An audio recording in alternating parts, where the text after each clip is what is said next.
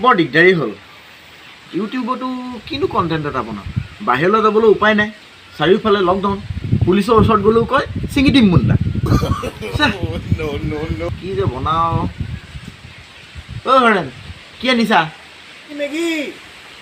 পাই গ'লো কণ্টেণ্ট।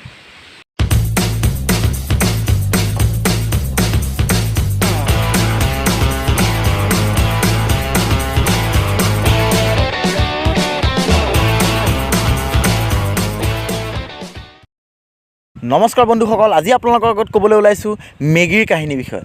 এই কাহিনীটো আৰম্ভ হৈছিলে 1846 চনৰ পৰা, অৰ্থাৎ 1846ৰ 9 অক্টোবৰ তাৰিখে এই কোম্পানীটোৰ প্ৰতিষ্ঠাতা জুলিয়াছ মেগীৰ জন্ম হৈছিল। আৰু জুলিয়াছ মেগী প্ৰথম পৰ্যায়ত তেওঁ পঢ়া শুনা শেষ কৰাৰ পাছত দেউতাকৰ আটাৰ মিল এটা আছিলে, আটাৰ মিলত কাম কাজ কৰা আৰম্ভ কৰিছিলে। কিন্তু লাহে লাহে তেওঁলোকৰ ব্যৱসায় বেয়াৰ দিশলৈ ধাৱমান হ'ল। আৰু তাৰ পাছত জুলিয়াছ মেগীয়ে তেওঁ ব্যৱসায়টো কিছু পৰিমাণে পৰিৱৰ্তন কৰাৰ কথা ভাবিলে।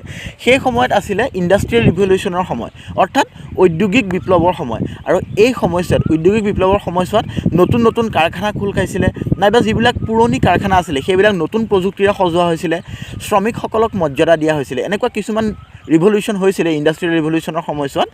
ঠিক সেই সময়তে শ্ৰমিকসকলৰ পুষ্টিৰ বাবে, যিহেতু শ্ৰমিকসকল ব্যস্ত হৈ থাকে, বিভিন্ন ধৰণৰ টান কাম কৰে, তেওঁলোকক কম সময়ৰ ভিতৰত পুষ্টিকৰ খাদ্য যোগান ধৰাৰ উদ্দেশ্যেৰে জুলিয়াছ মেগীয়ে পোনপ্ৰথমবাৰৰ বাবে 1886 অৰ্থাৎ 1886ত পোনপ্ৰথমবাৰৰ বাবে মেগী চুপ নিৰ্মাণ কৰিছিল।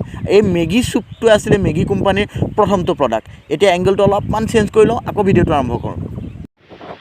মেগী চুপৰ সফলতাৰ পাছত 1897 অৰ্থাৎ 1897 চনত জুলিয়াছ মেগীয়ে তেওঁ নিজৰ নামতে, অৰ্থাৎ তেওঁৰ যোনটো টাইটেল মেগী GmbH নামে এটা কোম্পানী ৰেজিষ্টাৰ কৰে। আৰু এই কোম্পানীটোৰ আণ্ডাৰত তেওঁলোকে বিভিন্ন ধৰণৰ ফুড প্ৰডাক্ট প্ৰস্তুত কৰিবলৈ আৰম্ভ কৰে। তেওঁলোকৰ সেই সময়ৰ ফুড প্ৰডাক্টসমূহ হৈছে মেগী চুপ, মেগী নুডলছ, মেগী কিউব বুলি এটা প্ৰডাক্ট বনাইছিলে, মেগী চচ, এনেকুৱা বিভিন্ন ধৰণৰ প্ৰডাক্ট তেওঁলোকে প্ৰস্তুত কৰিছিল। আৰু এটা সফলভাৱে চলি থকা কোম্পানী আছিল মেগী। আৰু ঠিক তাৰ কিছু সময় তেওঁলোকে কোম্পানীটো অপাৰেট কৰাৰ পাছত ছুইজাৰলেণ্ডৰ এটা কোম্পানীটোৰ নাম হৈছে নেছলে। আমি চবেই জানো নেছলেৰ কথা, Nestle KitKat, Nestle milk product. আচলতে নেছলেটো যেতিয়া প্ৰথম কোম্পানী আছিলে, এই কোম্পানীটো এষ্টাব্লিছ হৈছিলে, আপোনাৰ চনটো আছিলে 1866ত নেছলে কোম্পানীটো এষ্টাব্লিছ হৈছিলে। আৰু সেই সময়ত নেছলে আছিলে শিশুৰ দুগ্ধজাত প্ৰডাক্ট প্ৰস্তুত কৰিছিলে, অৰ্থাৎ মিল্ক বেছড চাইল্ড প্ৰডাক্ট তেওঁলোকে প্ৰস্তুত কৰিছিলে। আৰু এই নেছলে কোম্পানীটোৱে মেগী কোম্পানীটো একোৱে কৰে। আৰু মেগী যিহেতু ব্ৰেণ্ডটোত যথেষ্ট পটেঞ্চিয়েল আছিলে, যিহেতু অতি কম সময়ৰ ভিতৰত অতি সুস্বাদু আৰু সকলোৰে পচন্দৰ এটা প্ৰডাক্ট আছিলে মেগী, গতিকে এই প্ৰডাক্টটোৰ মাৰ্কেটিঙত তেওঁলোকে বিশেষ গুৰুত্ব আৰোপ কৰে। বিশ্বৰ বিভিন্ন জেগাত বিভিন্ন ধৰণে মেগী তেওঁলোকে প্ৰমোট কৰে। আৰু তেওঁলোকে মেগীটো প্ৰমোট কৰাৰ ক্ষেত্ৰত এটা বিশেষ USP ইউজ কৰিছিলে, সেইটো হৈছে 2 মিনিট মে মেগী। मम्मी भूख लगी है, क्या खाओ? বেটা বাছ 2 মিনিট মেগী। এইটো মেগীৰ USP আছিলে। মেগীটো বিভিন্ন ধৰণৰ প্ৰমোট কৰিছিলে। আৰু ভাৰতৰ বজাৰত বিভিন্ন ধৰণৰ ব্ৰেণ্ড এম্বেচাডৰ লৈছিলে। মাধুৰী দীক্ষিতক লোৱা দেখা পোৱা গৈছিলে, অমিতাভ বচ্চনক লৈছিলে, ছোটু মেগী প্ৰমোট কৰিবৰ কাৰণে প্ৰীতি জিন্দাক লৈছিলে। বিভিন্ন ধৰণৰ চেলিব্ৰিটি তেওঁলোকে লৈছিলে এই মেগী ব্ৰেণ্ডটো প্ৰমোট কৰাৰ ক্ষেত্ৰত। তাৰ পাছত কি হ'ল, মেগী ভাৰতৰ বজাৰলৈ আহিছিলে 1983ত ভাৰতৰ বজাৰত পোনপ্ৰথমবাৰৰ বাবে মেগী প্ৰৱেশ কৰে। আৰু মেগী প্ৰৱেশ কৰাৰ ঠিক পাছে ভাৰতৰ গ্ৰাহকৰ ভিতৰত 75% ষ্টেক তেওঁলোকে ল'বলৈ সক্ষম হয়। অৰ্থাৎ বিশ্বত 100জন মেগী খোৱা মানুহৰ ভিতৰত 75জন মানুহ আছিলে ভাৰতৰে। এনেকুৱা এটা গ্ৰাহকৰ মাজত সমাদৰ লাভ কৰিছিল আৰু মেগী খুব সুন্দৰভাৱে ভাৰতত চলি আছিল।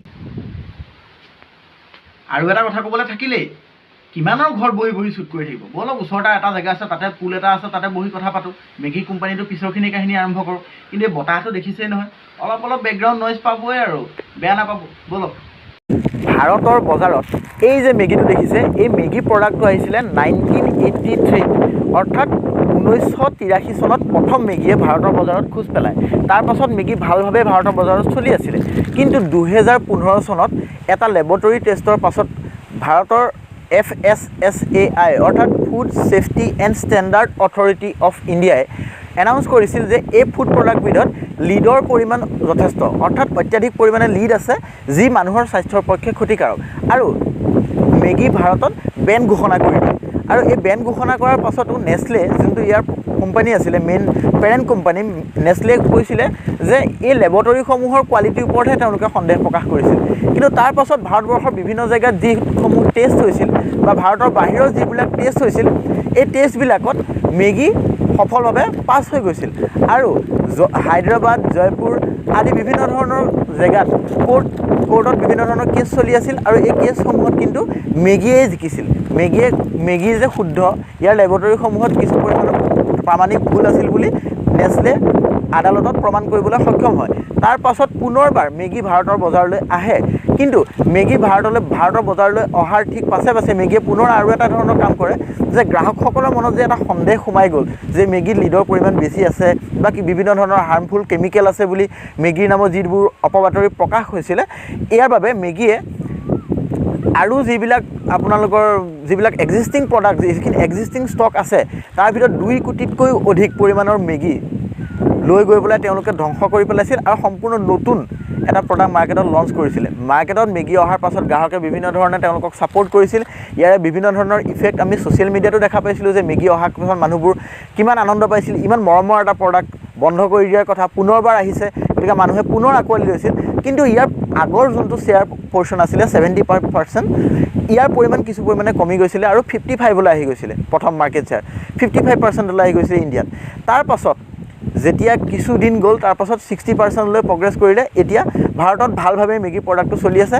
আপুনি, মই, আমি সকলোৱে এই মেগী প্ৰডাক্টটো ভাল পাওঁ, যিহেতু কম সময়ৰ ভিতৰত, যিহেতু আমি ষ্টুডেণ্ট, হোষ্টেলত থাকোঁ, আমাৰ সময় বচাই আমি বিভিন্ন সময়ত মেগীৰ বিভিন্ন হেল্প লওঁ। মেগীক লৈ আমাৰ বিভিন্ন কাহিনী আছে, সকলোৰে স্মৃতি জড়িত হৈ আছে।